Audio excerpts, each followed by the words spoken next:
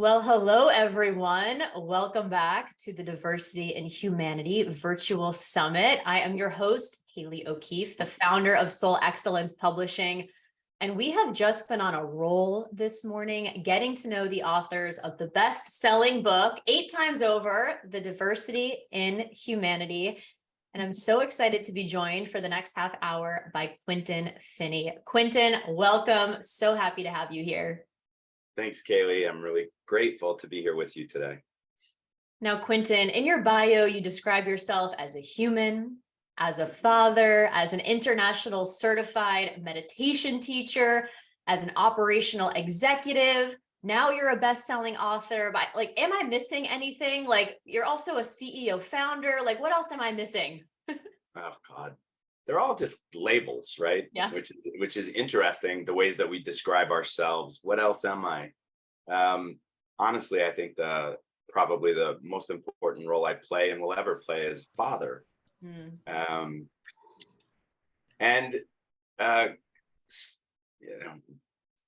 Classic Renaissance person, right? Where I'm have an English degree and I'm interested in poetry, and I spent a couple of decades in tech, so I'm a little bit of a tech head and a startup junkie, and there's so many labels, but sometimes labels create more distance than connection. So absolutely. And I love that you mentioned the role of father, because we're going to talk about your chapter, the influence of your grandparents, what inspired your chapter, which is called Aging in Today's Multi-Generational Workforce, which is a topic we haven't really associated with diversity in most mainstream conversations happening in corporate right now. But before I get there, one of the things that really struck me about you was the fact that you came across meditation as a middle schooler. What brought you to meditation as a middle schooler, and how did that prompt sort of what you would go on to do next in your life? Yeah, it's a really interesting, even to me. I mean, I can't pretend to understand the arc of my life's journey. I just look at the dots and see how they connect, and they join in me. And in middle school, I was participating in athletics and also obviously academics, and straddling that line between the two was challenging, and I wasn't thriving. So I was really struggling with insomnia, and I was introduced to a type of meditation called body scan. I didn't even know it was a meditation at the time. All I knew was I could start with my toes and focus on one body part at a time, moving up my body. Sometimes I wouldn't make it past my knees. Sometimes I might make it to my shoulders. But by the time I got to my head, I was usually ready to sleep. And that was what I needed desperately, was a way to find my way to rest, instead of constantly being in the rat race and that struggle. So that was how I got there. Well, as you and I were talking backstage, we can only explain the significance of these things looking backwards. And now it seems to all make sense, why you experienced that, why meditation came to you in that moment as a middle schooler. We now know why. Yeah. And it's I think it's core too to the philosophy of your chapter, where you really encourage the readers to consider new questions versus really share with us a bunch of answers for the challenges of ageism and being in a multi-generational workforce. And so before we dig into your chapter, though, I want to go into your experience in sharing your story in a book called The Diversity in Humanity. And as we've talked about as a group over the last few months, the term diversity is loaded. It is fraught. Certain people are not allowed to participate in the conversation, is the kind of message that the culture is sending right now. And so what has it been like for you to step forward, to feel comfortable, and to share in this particular way? I think it had to do a lot with relating to my inner critic, that aspect of self that tells all kinds of stories about what's happening, what should and shouldn't be happening, how you should and shouldn't relate, what people will and won't want to hear about. But the only way to really know is to step in, right? So, do I have anything left to offer? Great question as you age. Funny that it mirrors the question at the beginning of life, is do I have anything to offer? So just as the aging comes into place, that one additional word, left to offer, comes into play, and just relating to the aspects of the inner critic and the imposter who am I to speak, right? And learning how to change that story around just a little bit to say, who am I not to speak? Mm. You know, do I have anything left to add? Changing that phrase a little bit to, I have something left to say.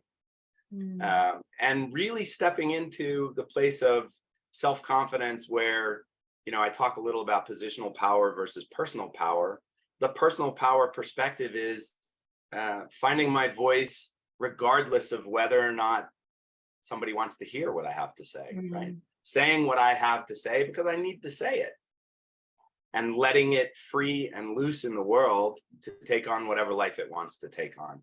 So I have a friend who says, that's hard cheese. It just means that's a hard thing to think about doing, because there's a certain type of vulnerability that comes with opening yourself up like that. And I know you know that because you've written so much, but there's a certain kind of vulnerability that's uncomfortable and unfamiliar. And I also don't believe that we're meant to do any of this thing called life alone. So stepping into the place where I first find my voice in my first book as one among many authors in a multi-author chapter book, there's a certain sense of fearlessness and freedom that comes with that too, because it feels a little more supportive. It feels a little more doing something together in community as part of a team. And those are the places where I thrive. So grateful for all of the opportunity in the way that it shaped itself, and finding my way through those questions. They were interesting, different. Hey, I really feel that of like, we're not meant to do any of this alone. And boy, have I tried to do so much alone. And boy, how hard has it been, how emotionally draining it has been, and how different of an experience when we put our trust in others and allow each person to show up in their zone of genius to contribute their voice. And I'm excited to see some of our co-authors here on this call, watching us live and supporting us in real time. We see you, we thank you. And in your chapter, I mean, you also explore this theme too of like, is there just our moment, like in our prime age, like when everything's being marketed to us, where we get to have a voice? Or wait a second, how do we view our entire life as a way where we get to share, express, and connect intergenerationally? And so you explore the multi-generational workforce, the fact that there are that we're working for 70 years. There's like 70 generations of people working together.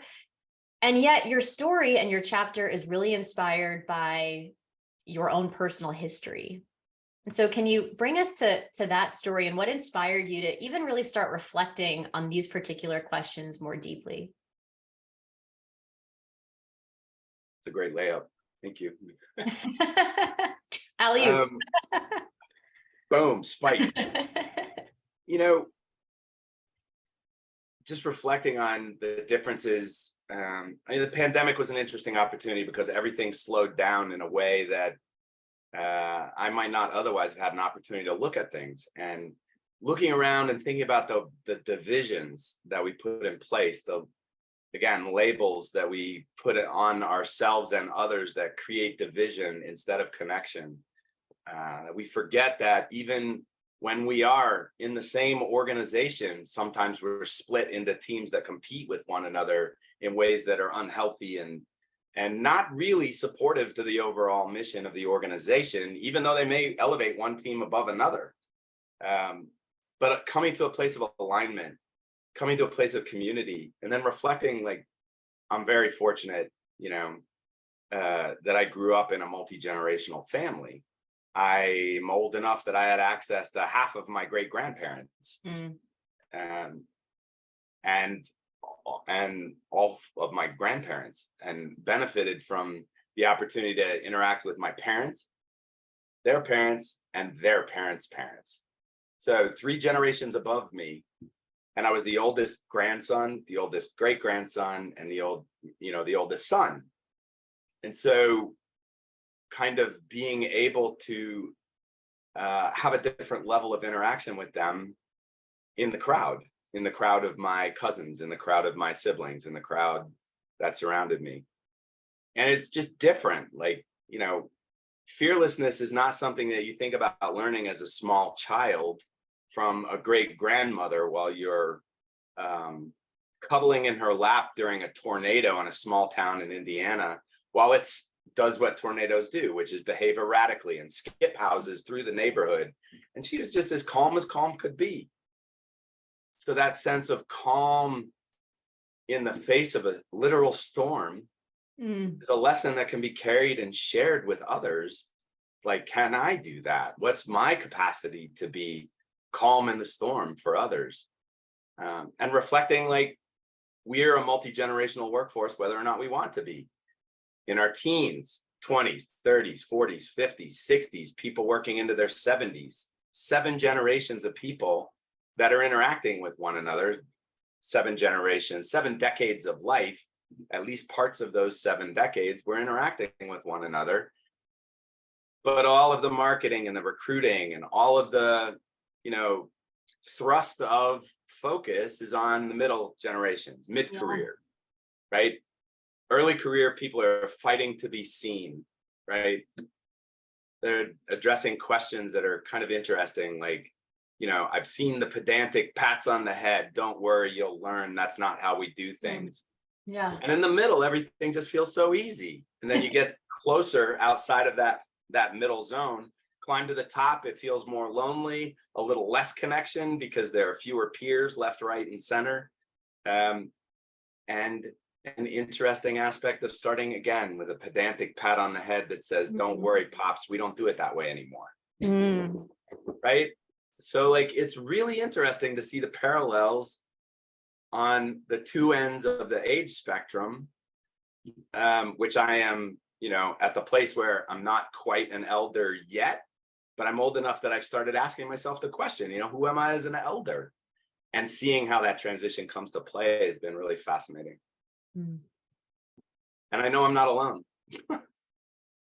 As you're sharing, right, like just the word like dehumanizing keeps coming up as you talk about the way that the younger and older people are being treated, let's say, as a whole on society.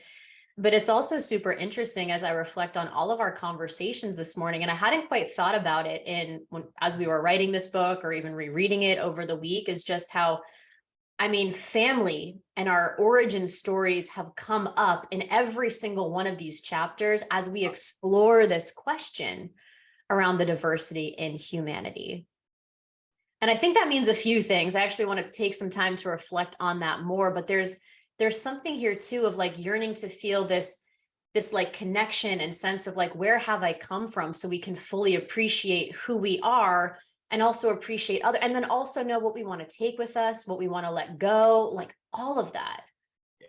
And I think everyone can sense on this call that you're a super thoughtful, quite serious person. But as you talk about your childhood, I love this line. I have to read it from your chapter. Oh. I was one of my great grandfather's TV remotes before there was such a thing. And he had a fascinating wealth of stories to share about the history and operations of the US railway system where he'd served as a foreman. I just love that. Remote before there was such a thing. Like, I could so picture that of you like having to scramble back up, change the channel, like it was such a beautiful image. Thank you for sharing that. Thank you. So you sort of set up for us the fact that, when we're talking about diversity, like we're actually, like Kristen was sharing in our last conversation, talking about such a broad spectrum of the word. And you're really bringing us to start focusing on the intergenerational aspect, the age aspect. And I wondered if you could share a little bit more of where you went in your chapter and exploring this dynamic of you talk about the accumulation and eventual distribution of power. And without any answers to it, like what kind of did you learn or has come up for you as you've explored this question specifically around power and age and the workplace? I appreciate that you ask wicked questions. You can pause and reflect. There's no rush here. Yeah. Yeah. No, I talk about it in the book, so I won't spend too much time on it. But a few years ago, working with a client in wealth management, they were talking about the stages of wealth across the course of a human's life, or the accumulation of wealth, preservation of wealth, and ultimately the distribution of wealth. And sometimes it's intergenerational distribution or yada, yada, but whatever, 3 basic stages. And I was just struck how those can be applied to power too. Early in our career, we're focused on accumulation of power, and recognition of personal power. And there's a danger that we confuse those two, right? Like, my personal power actually has nothing to do with my positional power. But it's easy to self-identify with the positional power at the expense of acknowledging our own personal power. So I think there's a really interesting dance in the younger generations to find the difference between personal and positional power, and to watch out for the trap of absorbing positional power as part of our self-identity. It's not who we are, it's a role we fill, and it's time-bound, right? So then we get into the middle and we've accumulated some power, and we fight like hell to retain the power that we've accumulated. And for a lot of roles and for a lot of people, that's where it stops. And I think that causes a lot of challenge and problem. And I think a lot of it's fear-based, is like, if I let go of my positional power, who am I? What do I have left to add? What do I have left to offer? I don't want to be put out to pasture. I'm not done yet. So I hold what I have, and it's such a disservice because it affects succession planning. It affects making sure that people are prepared to step in when, sooner or later, we have to let go of that positional power. Sometimes it's by choice. Sometimes it's by layoffs. Sometimes it's by bankruptcy of the organization, morally or financially. Sometimes it happens because of physicality. We've just become too ill to stay in the role that we've had, and so we have to let go of that power. What will we have done and how will we have served if there's nobody to let go of that power to? And that's where I think the interesting part is for me, especially at this stage in my life, is working with the identity issues around positional versus personal power, and recognizing that, my personal power is what endures. That'll be with me until my last out breath, but the positional power won't. And so how do I prepare the people who will follow me? And, decade and a half in uniform as a Marine, that was always a question, because there was no doubt that the risk was high that I would not be the one finishing what was started. So there was always redundancy in the systems so that somebody could step into the role if need be. Yeah. So I think about it through that lens too. And of course, it's my whole life story that comes into play when I form my own opinions and start to share things with people. So I think that's a place where we can learn from one another. I share what I've learned, seen a thing or two and learned a thing or two. But it doesn't mean I know everything. So yeah, I need to make room for that. I really love this distinction between personal power and positional power. And I think it's a really important message at this moment in time, during this shakeup over the last 3 years, during even, as we see increasing layoffs just right now. And when that happens, people do lose a source of identity that has been so meaningful. And while I don't think there's anything wrong to feel, proud of, let's say, your title or what you've achieved, it's like, if you only have that without the personal power and the sense of like, okay, I am eternal, I am limitless, I am more than this title, it is a lot more challenging to weather the storms of life. I want to ask you, actually shifting gears a bit. You don't explore this in your chapter too much, and you and I haven't even talked too much about it. But thinking of how we started talking about meditation and mindfulness, and this has become something that was not a one-off. It's really influenced your life, and you've gotten formal training in it. What are some of the things that you're noticing in your work and your service to others that are really helping people to come back to mindfulness, to become more conscious, and in turn become better leaders and owning their personal power? What are some things you're observing? Yeah, a lot of the focus on mindfulness is around present moment awareness, and there's certainly a lot of value with that. But I think that's only scratching the surface. Seriously and truly, if you think about the objective of meditation is to build a clear, strong, and stable mind. Mm-hmm. And part of that involves watching the storyteller that lives in our mind, that tries to contextualize everything that's happening around us, tries to tell a story about what's happening, tries to tell a story about our role in what's happening, whether we created, caused it, or whether we're affected by it in some way. Just that storyteller voice causes a lot of suffering, actually. And especially I see it happening with leaders who, as they climb the stack, may feel like the higher they get promoted, the less they deserve to be in the role where they are. Mm. So that storyteller voice starts to create self-sabotaging behaviors and things that get in the way in a very destructive way, personally and sometimes organizationally. And if there was the capacity to witness that voice, you don't deserve this role. Okay, tell that voice, yeah, that's an opinion. May or may not be true, but I'm going to choose a different perspective on that. Because all that voice is really trying to do is keep you safe. Mm-hmm. Right? That whole storyteller voice, that whole inner critic voice, that whole voice laying up the potential for failure when otherwise there isn't a potential for failure, is trying to keep that person safe from whatever it is. It's informed by their own history and experiences and trauma. And when we do things like latching on to positional power as if it's permanent, that's a fear.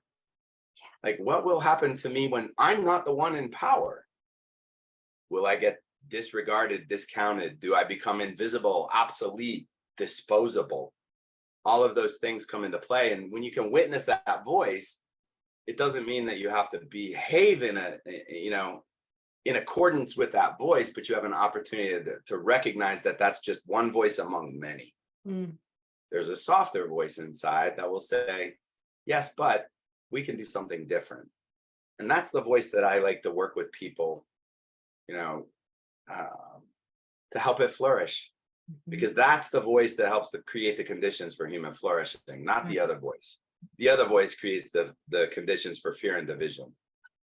I'd like to interrupt that cycle.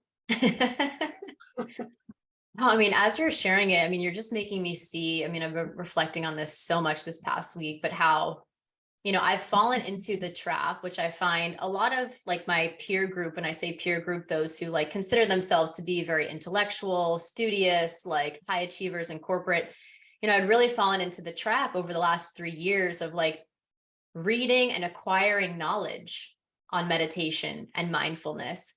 And yet, if I'm really honest with myself, like I really didn't realize it until this Sunday, after like having this aha a few times, that I just actually was not practicing it though. Like I could read about it, I was learning about it, but if you scanned my thoughts, like on Sunday morning before this aha, you would murder that person. You're like, this person needs to be put out of their misery. And for the last 3 days, even just saying, you know what, the only conscious thought I'm going to choose to have this week is I approve of myself. And so literally the last 3 days, anytime like I've been worried about this summit, what are these interviews going to be like? What questions am I going to ask? Like anytime that like the last 3 days was just like, ignore. I approve of myself. Like that's all that's been happening. And like, I mean, in even the shortest time, I'm like, oh, this is what they've been talking about. And I thought I was doing, but wasn't actually doing or allowing, and being so resistant to. Yeah. I mean, especially when we spend time in nature, and nature is an incredible teacher. I love learning resilience from being up close and personal with a wilderness burn scar, right? Looking how a wilderness burn scar recovers after what looks like horrendous destruction. And, I hear what you're saying about intellectualizing and, chasing one more cookie, one more certification, one more class. If I do this, then I'll be, if I get this, then I'll be. It's always some version of good enough, right? If I get this next degree, I'll be good enough. If I get this through this next course, or I get this next certification, then I'll be good enough. if I do this thing, then I'll be lovable or worthy, or some version of not good enough, some version of lacking.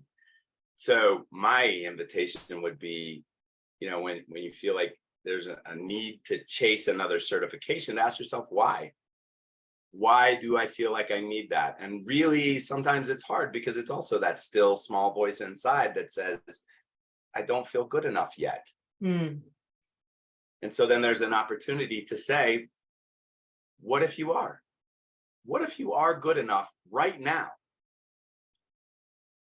So, I mean, you just took us full circle to the beginning of this conversation by just noticing how, like, the addition of that small word yet, just like at the beginning of the conversation, it's like we take out a word or flip the question, like now we're looking at things from a totally different perspective. And that's actually the energy of this whole book and this experience, which is like, what if we flip it?